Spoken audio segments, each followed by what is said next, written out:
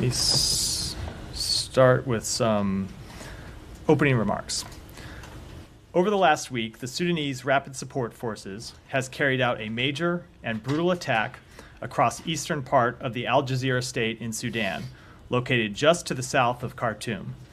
They attacked multiple villages in the area, deliberately targeting civilians. Many of the RSF's victims have been children and women.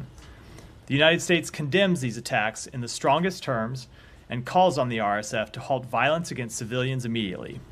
The group's leaders have repeatedly committed to their obligation to civilian protection under international humanitarian law, and they must uphold those commitments. The United States recently imposed sanctions on Algoni Hamdan Daglo Musa for his role in RSF atrocities, and we will continue to impose costs on all those committing and fueling these atrocities. These heinous attacks are sadly only the latest in a war that has gone on for far too long.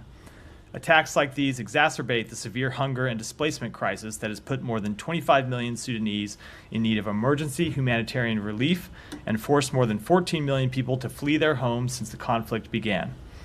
Our support for the Sudanese people is steadfast as they demand a sustainable end to the conflict and work to develop a process to resume the stalled political transition to inclusive, civilian-led democratic governance. That, Matt. Great. Well, not great, but I mean, not great at all. Understood, yeah. That, sorry. Understood. Just before we get into the Middle East, I just wanted to ask you if you got an answer to my question about the Cuba vote, the UN.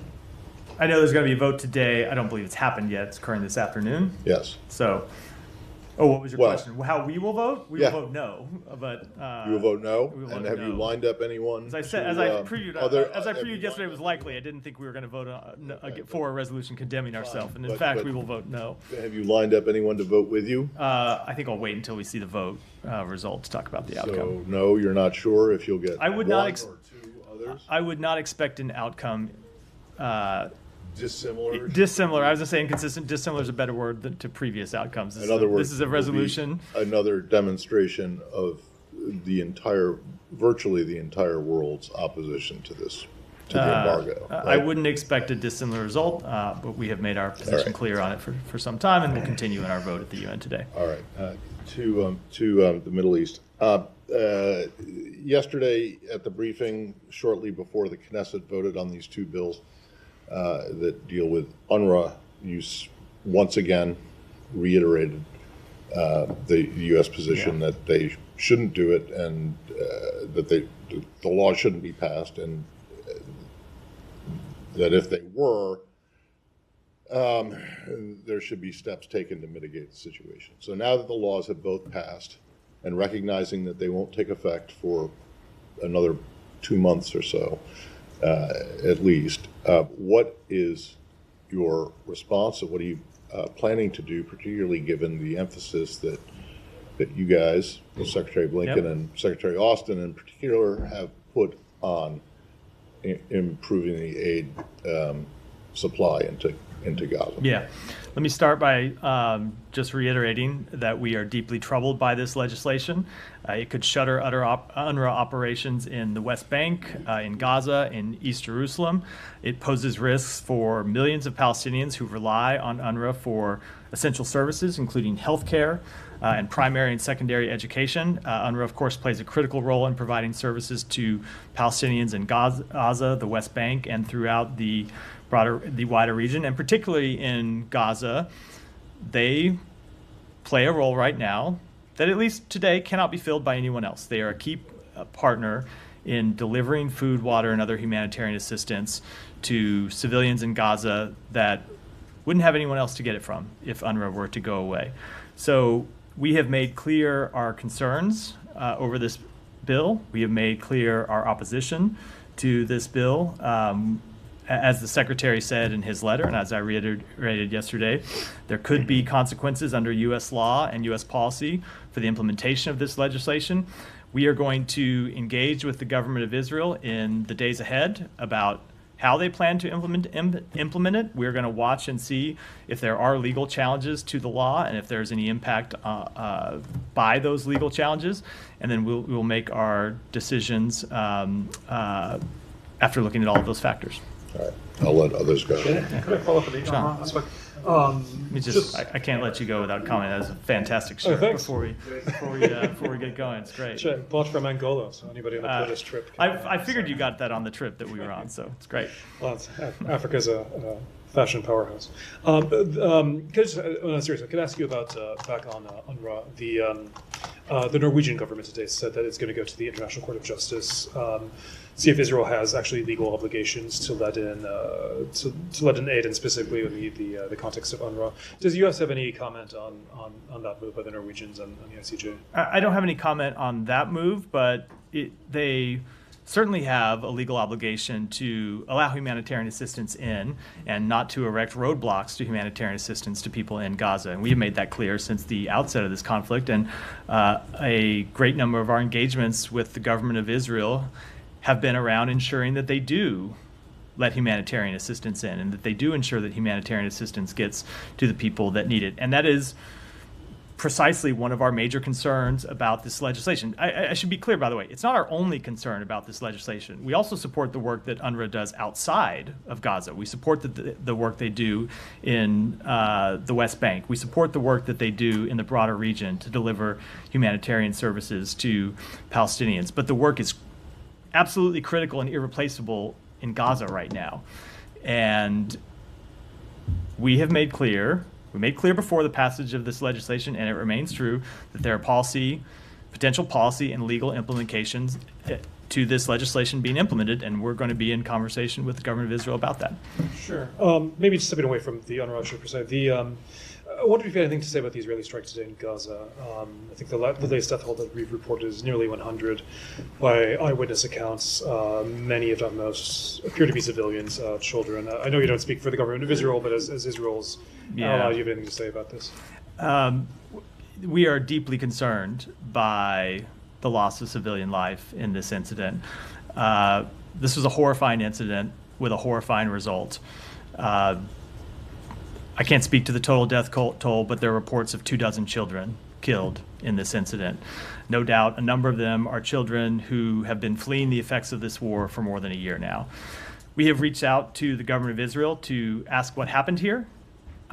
We don't yet know the underlying circumstances. We have not gotten a full explanation from them about what happened. But you step back and look at where we are in this campaign. We are a year into the government of Israel's military campaign in Gaza. And Israel has decimated Hamas's military capabilities. It has decimated Hamas's leadership. It has, through its military action, ensured that Hamas does not have the ability to repeat the attacks of October 7th. And all of that, getting to here, came at great cost to civilians in Gaza, which is, of course, often the case when civilians are caught in the crossfire in conflict. And so that tragic cost to civilians continues today, quite notably in this strike, which seems to have claimed significant civilian life. And it is another reminder of why we need to see an end to this war. And so why we need to see, the Secretary himself also said last week that he thinks that Israel's strategic goals have largely been met. So why carry out strikes like this, and what's the utility at this point? So you have to take that question to the government of Israel. So I will say that as the Secretary said, yes, their strategic goals have largely been met. Now, there is a strategic goal that remains incredibly important, and that is to return all of the hostages. But as you have heard any number of leaders in our government speak to for some time, from the President to Secretary Blinken to Secretary of Defense Austin, it is critically important, not just to the people of Gaza, but to Israelis and to Israel's own security, that Israel be mindful of achieving larger security, that Israel be mindful of achieving a larger strategic success, and that they be mindful of finding a way to end this campaign in a way that brings the hostages home and in a way that ensures their security, and not just continuing in an endless, perpetual conflict. Just one more, and this has obviously been something you've been asked many times Yeah. over the past year. But what is the U.S. going to do about it? I mean, the U.S. is obviously the major arms supplier to Israel, the major diplomatic supporter of Israel. You said that this incident is horrifying, and while you're trying to address and try to find out more information, what would be the consequences, if any, if the U.S. feels that this was without warrant? It's hard to say it's justified in any case, but if the U.S. decides that this was what it was. Look, so not to get ahead of things, but when it comes to assessing any one individual strike, it's something that we have to be very deliberate about and take time to assess the underlying circumstances to decide whether there was any particular potential legal violation and what the implications of that would be. I will say what we are going to do about it, though, is to continue to try and end the war and continue to impress upon to the government of Israel the need to end this war, to continue to work with the other mediators, Egypt and Qatar, to try and find a way forward to end this war, and to continue to work with partners throughout the region and throughout the world to present a plan for what follows the war, which would give Israel the confidence that they don't need to continue an endless fight, that there would be actual security in Gaza that would provide security for Israel too, and so that they can withdraw their forces from Israel and know that there isn't an ongoing threat to Israeli civilians and to the state of Israel. Sorry, Shannon, go ahead. I'm coming to you next. I'm just going to go down the line, although then I've skipped Jillian. Then I've skipped Jillian, sorry. Having promised Shannon Humair, I'll do Shannon Humair and then Jillian. Going back to the letter sent by Secretary Blinken and Secretary Austin to the Israeli government, it calls for the creation of a virtual channel to discuss civilian harm incidents and says the first virtual meeting of that channel should take place before the end of October. Has it happened yet, or is it on the books? We have had conversations about the establishment of that channel. I don't have anything definitive yet to report. We continue to have conversations about how to establish that in a way that will be meaningful and will actually produce results. Does the State Department consider that meeting or its equivalent to have taken place already? I don't have an announcement to make today. We have a few days left in the month. Yeah. Matt, so on that letter, I think that was sent about more than 2 weeks ago. Does the United States have some sort of an interim assessment on how Israel has done so far in terms of fulfilling U.S. requirements, given what's going on in northern Gaza too? We have been watching and engaging with them about each of the steps that we called on them to implement in that letter. Now, I'm not, during this 30-day period, going to go through line by line and say which one has been implemented and which one has not, although we are very carefully tracking that, and we are engaging with them about specific steps that we want to see them take. But I don't think it's appropriate for me, while we're going through this process, to go through one by one and talk about where they are.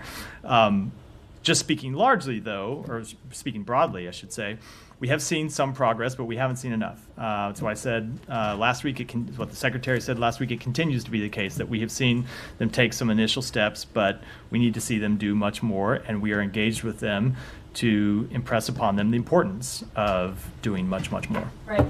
Given it's another 2 weeks left, I believe, how confident that are you that they are actually going to fulfill these? I don't think it's appropriate for me to make any predictions at this point. We made clear what the steps are we want to see implemented. We put a deadline on it. Let's wait until we get to the deadline to talk about where things stand. Right. And about this deadline, there is a lot of commentary out there, and in the law, there is no grace period. You are saying at this moment in time that you have not seen enough from Israel. So I just want to ask the question that a lot of people out there are asking: why not implement the law now? We are implementing the law. We have not assessed them to be in violation of the law at this point. But you're just saying they're not fulfilling the things that you want from them. That correct, I mean, they correct. are impeding aid into Gaza. That is not what I said. They're not impeding. That is not what I said.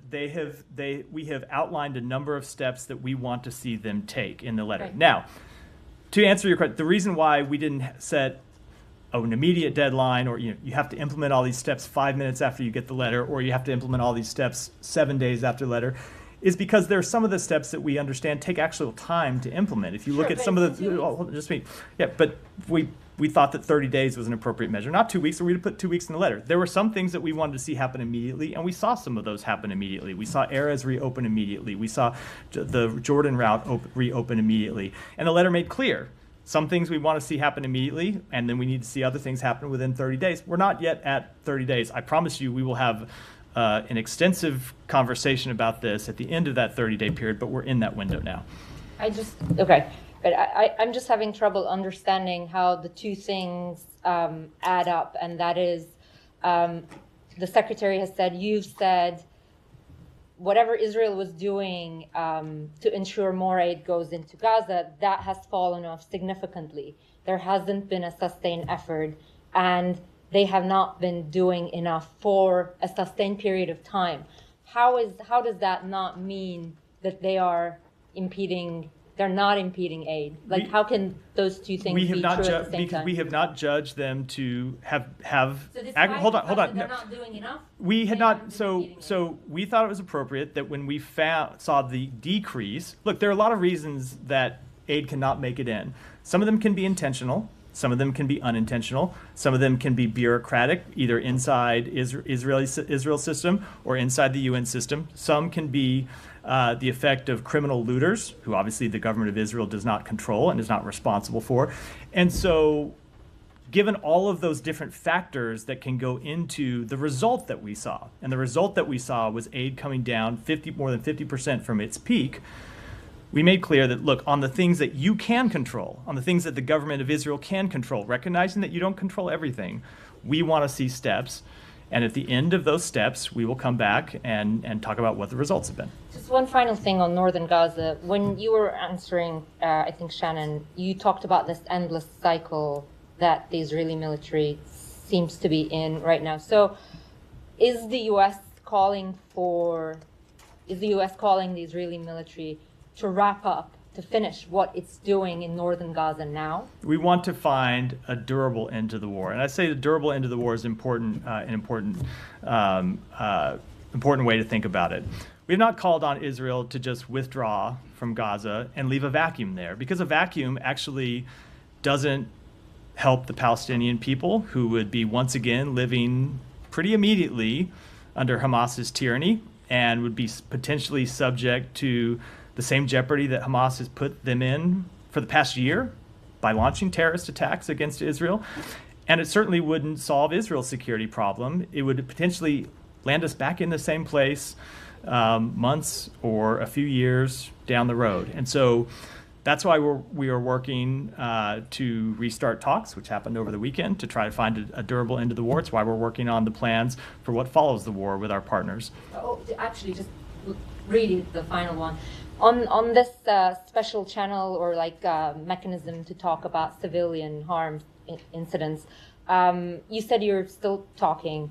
Can you explain why it hasn't been set up? I don't have any more to read out today. It's an ongoing discussion between us and the government of Israel, and I just don't have any. So when you say that you raised it you raised this particular incident of today with the children killed. Yes. You raised it with the U.S. The United States raised it directly with the government It of was the Israel. ambassador. I'm not going to get into who, but it was conversations from our government to theirs. Now, sorry to have. Can I ask a quick off-topic question? Yeah. China, foreign influence operations. We've talked about Russia and Iran kind of ramping up foreign influence operations ahead of the election. Friday, Saturday, there was new reporting that the Chinese government-linked officials managed to hack the audio of a senior Trump campaign advisor's cell phone. That was preceded by general reporting that they were trying to get access to data for the former president and Senator Vance and unnamed folks on the Kamala Harris campaign. Is this something that you are tracking with regards to China especially, and are you addressing it diplomatically at all, or are you just leaving it all up to the FBI to investigate? So I'm not going to speak to the specific incident because it is appropriate for the FBI and the intelligence community to speak to any specific incidents when it comes to such influence operations or such potential espionage operations across any wide variety of incidents. I will say that we have raised consistently with the government of China at the secretary's level and at other levels the fact that we are watching very closely any attempts to hack U.S. systems, U.S. equipment, U.S. personnel, to interfere in U.S. elections or other U.S. Entities or events, and that we would certainly hold them accountable for any such actions.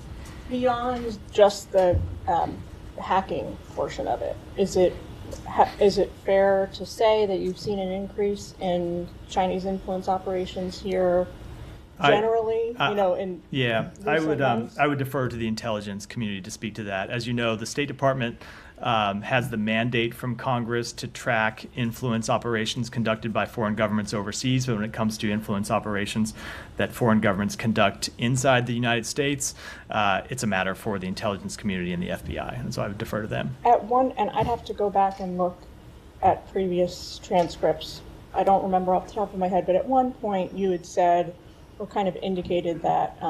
now you're hoping I can remember what I said. No, I don't think you have to. Basically, I just want to know if this...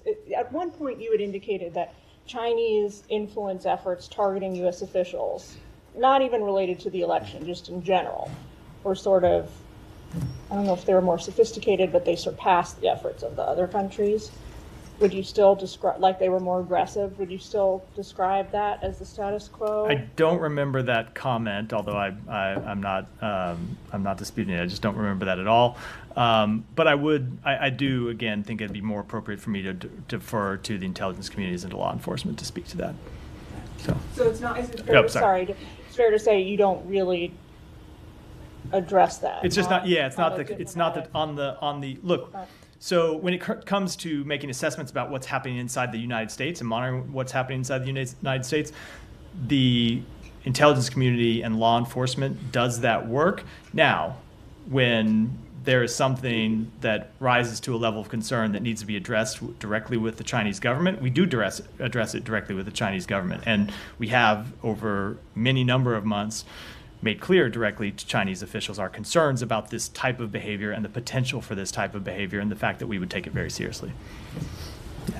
Thanks, Matt. Just back to Israel and Palestinian territories. There's another deadline coming up for Israel's finance minister to sign off on whether the Palestinian Israeli banks can engage in correspondence. There's concern from the US and also the G7 members, and apparently a letter was sent to Netanyahu expressing concern that Smotrich won't sign off on extending that cooperation and that it could potentially collapse the Palestinian economy. How real is this concern from the US, and can you give us guidance on what the US would do if he decided not to go ahead and extend that? We have been extremely concerned about this. You will recall, of course, that this is not the first time we faced this possibility. Several months ago, there were that particular minister made threats that he would not extend this particular provision, and we made clear to the government of Israel that that such an action would have severe consequences for the Palestinian economy. It would have severe consequences for Israel's security. It would potentially cause enormous disruption in the West Bank. And that's not in the Palestinians' interest, and it's not in Israel's interest. And we were able to impress upon the government of Israel the incredibly harmful nature of such an action the last time they got up to such a deadline, and convince them to extend it. And we're continuing to impress upon them the same thing this time. I don't want to deal with a hypothetical about what would happen if they didn't extend this provision. It's important that they do. Yeah, Saeed. Thank you, Matt. Going back to UNRWA, I mean, I went to UNRWA schools for a while. My wife went to UNRWA schools all her life, and she depended on UNRWA ration. It is a major part of sustaining the Palestinians in every way. And, trying to, sort of satanize and UNRWA and say that it has done some evil things and so on, goes back before this war. It goes back to 2017 when they stopped the fund. My question to you, you said that, you are deeply troubled by the decision. And you also said that you engage the Israelis. What steps will the United States take to ensure that UNRWA continues to operate? I'm not going to preview anything from here today, Saeed. If you look at the letter that the Secretary sent, he made clear that we're opposed to the passage of this legislation, and he made clear that there could be legal and policy implications to the implementation of that legislation. That remains true. Okay, but you see, because you said that we want to see that aid is properly allowed into the Palestinian areas and so on. But we're not talking about UNRWA. UNRWA is basically, if UNRWA is compromised, the whole aid for the Palestinians, and in fact, their whole, their whole connection with what's going on in the world community, it stops. It's totally compromised. I'm saying that, would you, let's say, agree to if UNHCR, for instance, takes over the aid to the Palestinians? Saeed, I can't get into a hypothetical. Okay. All right, let me ask you a couple more questions, if you allow me. Now, you said that at one point, I think you said that if there's a vacuum, then Hamas would return and the Palestinians will be under the tyranny of Hamas again. So is the purpose of the war is really to free the Palestinians from Hamas tyranny? The purpose of the war, from Israel's perspective, and I'm just going to say what they have said publicly, that the purpose of the war was to ensure that to ensure that Hamas could not repeat this attack again, to hold its leadership accountable. They have done both of those things, and to return the hostages. They have completed two pretty significant objectives. They've also decimated the Hamas's military capabilities, and so what the Secretary impressed upon them last week was that it is time to find a way to bring this war to an end. Now, we have also made clear, and this is, we have also made clear that Hamas cannot continue to govern Gaza the way it did before October 7th, because you saw the result of Hamas governance of Gaza, and that is horrific consequences for the Israeli people and horrific consequences for the Palestinian people. But seeing what, I don't know, I mean, they call it a war. It's not a war. There is no opposing army. It is really a slaughter that we have every day. And I don't want to enter into polemics. Saeed, is the stipulation that there are no Hamas fighters who are still shooting at the IDF soldiers? Yes. Of course there are Hamas. Well, fighters. that's before you rename the conflict or let's have fact. Let's just establish facts about what is actually happening. Honestly, what we see day after day is a slaughter. It is a slaughter. I think there will come a time when you guys have to call it exactly what it is, because every day, I asked this question several weeks back about Palestinians get up every day, for another 100 dead, for another 100, and this keeps going on. There is no end in sight. It doesn't seem that Israel has any incentive to basically indulge even in serious talks about a ceasefire. Saeed, the horrific consequences of this war are exactly why we are trying to end it. The very things you just went through, and I would add to the suffering that's going on, the suffering of the hostages and the hostages' families, is for all those reasons that we're trying to end the war, and trying to end the war in a way that ensures peace and security for Israelis and Palestinians in the future. Okay. One last question on the aid.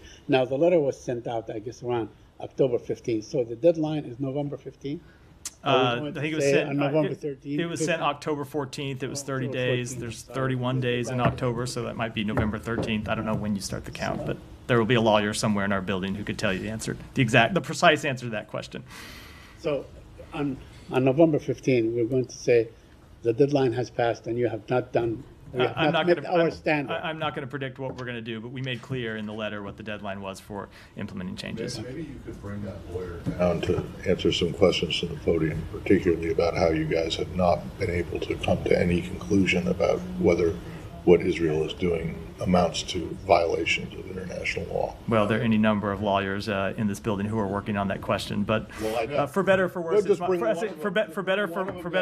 it's my job to stand before you all and take questions every day. Sorry, when you say there are a number of lawyers in this building who are working on that question, the State Department lawyers are working on the question of whether or not Israeli military has violated international humanitarian law in Gaza or not. There are State Department lawyers working on that? Of course there are. That's something we've said a number of times, that there are a number of incidents. What process exactly? I'm not going to get so, Humera, you know the answer to this question because hold on, Humera, let me finish before. You know the answer to this question because you asked it to me before, and I've answered it before. We have a number of ongoing processes to look at the facts of a number of incidents and to make specific assessments Yes, but about I'm those pretty incidents. Sure you didn't mention State Department lawyers Of are cour- looking at it. of course like there's you said, state- we have there's state- ongoing so- processes. So the L Bureau is So involved of in... course there are lawyers that Humera, first let me just back up and say, there is very little that we do here that doesn't involve lawyers in one way or the other. But of course, when it comes to making judgments about international humanitarian law, of course there are lawyers involved. They're not the only people involved, but yeah, of course there are. And is this part of an atrocity I'm determination not going to process? I'm not going to get into the processes that we have. Can you underway. say you don't have an atrocity No, determination process? as I have said to you before, I don't think it's appropriate for me to talk about the underlying processes that we have underway while they're ongoing. Tom. Can I go to Michelle and then come back to Tom? Because I've seen you come in and out a few times. I have a feeling you need to file. So. Sorry if I missed Yeah. this, but the Knesset passed a bill today to bar the U.S. from reopening the consulate for Palestinians, and I wonder what you make of that. So I was not aware of the passage of that bill. I apologize. I'll have to take that back and get an answer. So apologize. Tom, go ahead. Maybe you could ask that same lawyer. I'm not sure. That's a policy question, not a legal one. So. Well, I don't know. It seems like a legal question. I'm not sure that the Israeli parliament can decide whether or not you guys are going to Well, open it. maybe that will be a legal question. I'll have to. Yeah. And, Tom, go ahead. I wanted to follow up on Said's very first point there about UNRWA, because we understand the immediate critique that you have of the attempts to shutter it, about the critical urgency of aid into Gaza and the effect on the West Bank and so on. But there is a deeper motivation for a lot of Israeli politicians, especially nationalists, who want to break the link, the historical link between Palestinian registered refugees of today and their historical dispossession in 1947, 1948, because that breaks the link between when 750,000 Palestinians fled or were forced from their homes in what is now Israel in 48, and the conflict today. So that's really important. And I just want to get a sense from you, because I don't know if we've heard an answer to this question. Do you support those Palestinians continuing to have registered refugee status? So I can't speak to that today. I can tell you what we're focused on when it comes to UNRWA's work are the critical services that they provide. And they provide those services, as I said, in Gaza, in the West Bank, across the region, and it's critical that work to continue. Now, as to the broader question, I can take that back and get you an answer. Okay, I mean, it's just important because you said... I'll take you back and get an answer. On your own letter of the 13th of October, you warned in there, about the effects of legislation to ban UNRWA, and you said to Gallant and Derma, we ask that you take all possible steps, whether with lawmakers or using the authorities of the Prime Minister's office, to ensure this doesn't come to pass. I mean, that part, it seems they've already clearly ignored because the vote has passed. So they've had 2 weeks to work with lawmakers to stop it. They're not listening to you? The bill has passed, so... But you asked them to work with lawmakers to ensure this doesn't come to pass. So that part you've already lost on. So as I said before, the bill's passed, and we've made quite clear our concerns, and we will make our decisions based on the next steps, based on the implementation of this law, and based on any potential legal challenges. As I said, there's always, when you have controversial laws that like this that pass, the potential for challenges that delay their implementation. I don't know if that will happen, but we're going to watch over the next few days to see. But I asked the question because does it give you any sense of how closely or how seriously they take your letter, because they've already ignored that part? Well, we're going to see, right? Look, I'll tell you, we've heard the Secretary speak to this. We've seen them already take a number of steps that we called for, and others they haven't taken yet. So we're going to look at the end of the 30 days and go through and see what they've implemented and what they haven't. So just let me go on this point, because that's your letter. In the March 28th ICJ order on the South Africa genocide case, in order 51-2A, I think it is, they say that Israel must take all necessary and effective measures to ensure, without delay, in full cooperation with the United Nations, the unhindered provision, to allow aid to get into Gaza. I mean, in full cooperation with the United Nations, for the country in question to then ban the primary UN agency that is responsible for that does not seem like full cooperation. So I will admit that do not remember. I read that order when it came down. I do not have it in front of me and do not have the provision that you're looking at to study. But we have made clear. I will say we've made clear, kind of in keeping with that order, precisely how important it is that UNRWA be allowed to continue. And even if you step back from UNRWA, how important it is that Israel cooperate with all of the UN agencies that are operating on the ground inside Gaza to deliver food, water, medicine, and other humanitarian assistance. And it continues to be critical that they take those steps. But you talked about its importance, but this is a key organ of international humanitarian law that has made this order this year in the midst of this crisis. I mean, do you back that call by the ICJ? We absolutely want to see humanitarian assistance get in. We want to see it get in through the other UN partners, and we want to see it get in through UNRWA. And just finally, on this airstrike in Bet Lahia you referenced, you talked about, the war's gone on for a year. Getting here came at great cost to civilians in Gaza, often the case when civilians are caught in the crossfire of conflict.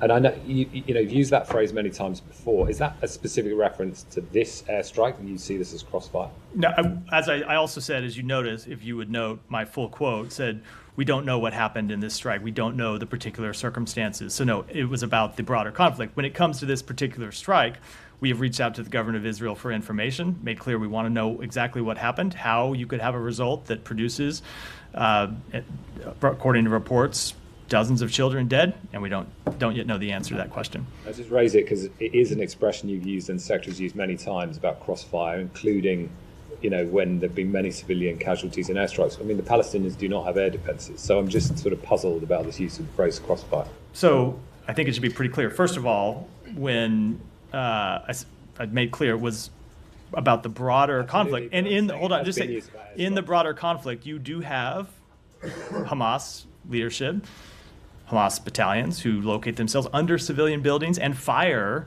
at Israeli forces from civilian buildings. Now, just to say, there are something, and that's crossfire, right? You have times when there are airstrikes that Israel carries out because they know that Hamas is located there.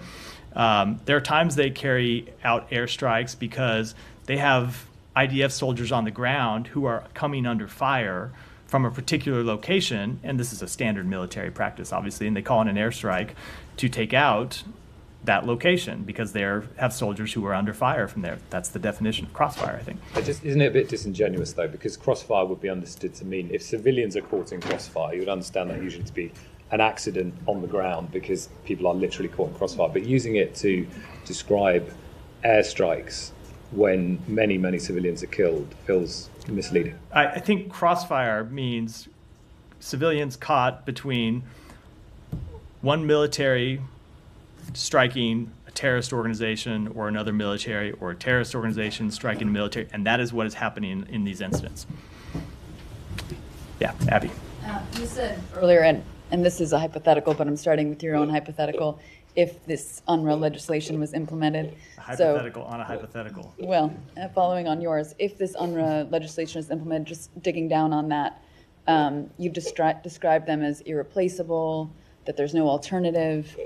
So at that point, would you assess that Israel is directly or indirectly impeding the delivery of humanitarian aid? I really can't predict what kind of an assessment we will make in the future. I made clear our concerns over it, and I made clear we're going to watch over the coming days what happens with the implementation of this law, but where we will land, I'm not going to forecast today. And then there are some reports from earlier this week that the IDF detained medical staff within one of the largest hospitals in northern Gaza. The UN said yesterday that they left 2 doctors to take care of hundreds of patients. Is the U.S. Asking Israel about what led them to detain those medical staff, and are you satisfied with their answer? We are asking. I don't have an answer yet. Yeah. Are you concerned about? Certainly, we would be concerned about the reports of doctors being detained if it prevented doctors from, if there was no reasonable basis for that detention and it was preventing them from carrying out critical life-saving work. Absolutely, we would be concerned about that. But as always, we want to establish the actual facts, and we're looking into it and asking the government of Israel for more information. Janie. Thank you, Matt. A couple of occasions on Russia and North Korea, and I will follow up if I may. North Korea's foreign minister went to Russia to discuss additional dispatch of North Korean troops. And Russian foreign minister Sergei Lavrov claimed that the dispatch of North Korean troops was legally justified under the Russia and North Korea mutual military treaty. Do you think that the dispatch of North Korean choose to help Russia's illegal war is a violation of international law? We do. We believe that Russia's training of DPRK soldiers involving arms or related material is a direct violation of Security Council Resolutions 1718, 1874, and 2270. And DPRK soldiers providing or receiving any training or other assistance related to the use of ballistic missiles or other arms would violate Resolutions 1718, 1874, and 2070, in addition to Russia and the DPRK's ongoing UN arms embargo violations. And one more, the UN Security Council meeting on the North Korea's military deployment will be held tomorrow. As you know, sanctions in the Security Council will be difficult due to opposition from China and Russia. Recently, the United States and South Korea and Japan and their allies have established a multilateral sanctions system against North Korea. Can sanctions on military cooperation between Russia and North Korea be implemented through this system? So the multilateral sanctions monitoring team is a mechanism for examination, analysis, and public reporting on the implementation of UN sanctions measures against the DPRK. It's not a sanctions imposing mechanism itself, but of course we do maintain the ability to impose sanctions on both Russia and North Korea. We've shown we're willing to use those abilities and authorities in the past, and we will continue to do so when appropriate. Does the United States delegation to visit Ukraine, because South Korea already visited NATO and Ukraine? So we have, do you have any? We have U.S. delegations who are traveling to Ukraine virtually every week. I don't have one to announce today, but it's quite regular for to see U.S. officials visiting Ukraine. The Secretary of Defense was there last week. Secretary Blinken was there last month, and we will have a number of important visits coming in the coming days. The Chief of Staff to Ukraine's president is here today, meeting with Secretary Blinken and others from the United States, from the U.S. government. Thank you. So there are multiple reports saying that the new appointed head of Hezbollah is in Iran. Given that Israelis started as soon as the announcement came officially about his appointment that they're going to take him out, is U.S. concerned that Israeli taking him out in Iran will intensify the situation in the region, especially with the Iranians saying that they are preparing for attack on Israel? I don't want to comment on a hypothetical action in any way. Okay, and I have another one regarding comments by Ambassador Linda Thomas-Greenfield today. She said that the United States made clear to Prime Minister Netanyahu that 1 year into the conflict, Israel must address catastrophic humanitarian crisis in Gaza. The United States rejects any Israeli efforts to starve Palestinians in Jabalia or elsewhere, and that Israel's word must be matched by action on the ground. Right now, that is not happening. This must change immediately. So can we take this to mean that the U.S. is acknowledging that there are Israeli efforts to starve Palestinians? And how should we see this in the context of the mid-October letter sent by Secretaries Austin and Blinken? I don't think that's the way you should take it. I think you should take it to be consistent with the letter that the Secretary Blinken and Secretary Austin sent, where they made quite clear that we're concerned about the humanitarian situation. You heard me address yesterday, we're particularly concerned about the humanitarian situation in Jabalia, where food isn't getting in right now and water isn't getting in right now. And that does need to change. And that's what Ambassador Thomas Greenfield is making clear in those remarks.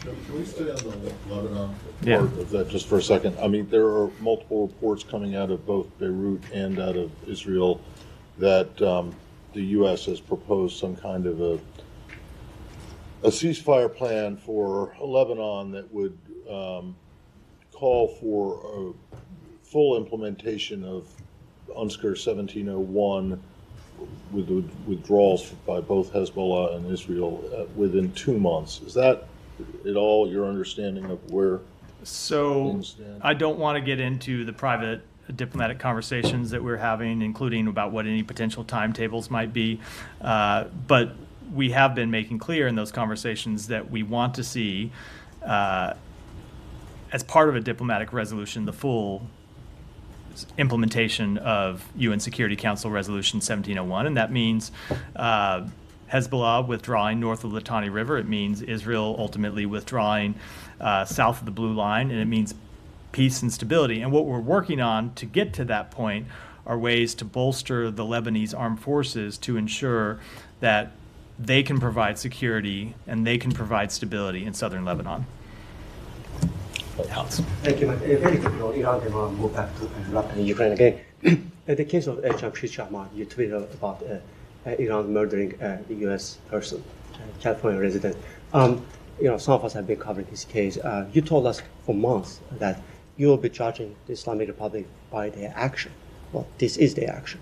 Yeah, and I think we've made quite clear what we think about this action, as we've made quite clear what we think about previous actions that the Iranian government has taken. And you've seen us, since the outset of this administration, impose more than 700 sanctions on Iran and Iran entities for a number of actions, including their human rights violations against their own people. We condemn the execution of German-Iranian dual citizen Jamshid Sharmad, which reminds us once again of the brutality and repression that characterizes the Iranian regime. We offer our sincere condolences to his loved ones. We have been in touch with them to express those condolences directly.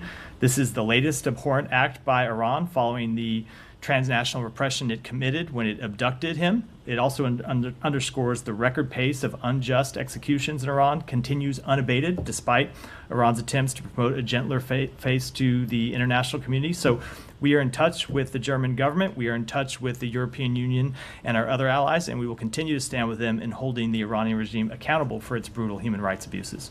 You told us in the past that you believe that Iranian supreme leader is in charge of decision-making process. So by refusing to sanction him in the past, in the Mahsa case and other cases, do you think you're actually creating an atmosphere in which he's acting in Alex, I just went through the litany of sanctions that we have imposed on Iran. And remind you that we have worked with other entities around the world to impose sanctions on Iran. If you look at what happened in just the last month, you saw our European allies step up for the first time and impose sanctions on Iran Air, which will have real implications for that airline's ability to operate flights between Iran and European destinations. So I will make no apologies for our efforts to hold Iran accountable for its behavior. Thank you. On Ukraine, you spoke about the Iraq meeting. I know I say you might not want to get ahead of the meeting, but here's a question about it. Two questions actually. Here's a question to get ahead of the meeting. There are reports that he met with Jake earlier. He's meeting with the secretary. That meeting, the meeting with the secretary. Right. Well, I apologize for not putting out a statement about a meeting that hasn't happened yet here at the department. The issue of North Korea, supplying, the troops for Russia to fight in Ukraine will be the subject. Certainly, that will be one of the topics. And the reports that U.S. will not impose restrictions in future. If that is the case, can you confirm that this is actually? I'm not going to comment on those reports. Let me. Alex, that was 4 or 5. I got to move on. Go ahead. Thank you. A couple of weeks ago, Department of Justice indicted an Indian agent for a murder plot against a Sikh human rights lawyer in New York. You told us that U.S. wants to see meaningful accountability by the Modi government, but that agent still has not been arrested. So what are the next steps? Is U.S. seeking his extradition? So that's a matter I would refer you to the Justice Department on when it comes to a question of extradition. That, of course, is a legal matter. We always defer to DOJ to speak to extradition. But I will tell you that we have been in dialogue with the government of India about this matter. Of course, they sent a delegation here 2 weeks ago to directly brief U.S. government officials on the status of their investigation, and we briefed them on the status of our investigation. And we made clear in that meeting what we will continue to make clear, that it is important there be real accountability. Sir, after the killing of Sikh leader Hardeep Singh Nijjar in Canada by Indian agents, Canadian authorities expelled all Indian agents serving in the Indian High Commission. And there are some unconfirmed reports that same action took place here in Washington, D.C. Could you confirm or deny State Department expelled the Indian agents serving in High Commission here in D.C.? Or I'm not familiar with this report that we expelled Indian diplomats? Yes, no. Indian agents who are serving here in I'm not aware of any such expulsion, no. Ryan, go. Yeah, and then we'll go to Ryan. Sorry, Ryan. I'll cover it. Just briefly. I know it was a few days ago, but India and China I don't know if the State Department has commented on that. India and China said that they're working to resolve their border role through, potentially through joint patrols, as reached during the BRICS summit. Does the U.S. have any comment on that? Has the U.S. had any indirect engagement on this? So we're closely following the developments. We understand that both countries have taken initial steps to withdraw troops from friction points along the line of actual control. We welcome any reduction in tensions along the border. Does the U.S. had the U.S. played any role in this No, indirectly? we have talked to our Indian partners and been briefed on it, but we did not play any role in this resolution. Go ahead, Ryan. Thank you. So you commented earlier on how the letter that you guys sent in mid-October to Israel mentions suggests that they not pass the UNRWA ban. Right above that, in that same letter, bullet point 3 of the 3 bullet points says that Israel should also end isolation of northern Gaza by reaffirming that there will be no Israeli government policy of forced evacuations of civilians from northern to southern Gaza, ensuring humanitarian organizations have continuous access to northern Gaza through northern crossings and from southern Gaza. Obviously, the 30 days isn't up, but 2 weeks ago, the situation in northern Gaza was bad. Like today, it's utterly dystopian. The opposite of making progress has happened there. Somebody mentioned the 109 civilians killed in this residential building as part of this forced evacuation. So it seems like neither of those two things have happened, and in fact, they've gone the opposite direction. Do you need the 30 days to make an assessment on at least that bullet? So we have made clear that the situation in northern Gaza, which is what that bullet refers to, needs to change. And Secretary Blinken made clear directly to the Prime Minister last week that the situation in northern Gaza needs to change, that we need to see everyone in northern Gaza, every civilian in northern Gaza, have access to food and water and other humanitarian assistance, and we're going to continue to make that clear. You started with the RSF and the most recent war crimes. UAE is one of the strongest backers of the RSF. You guys are very tight with the UAE.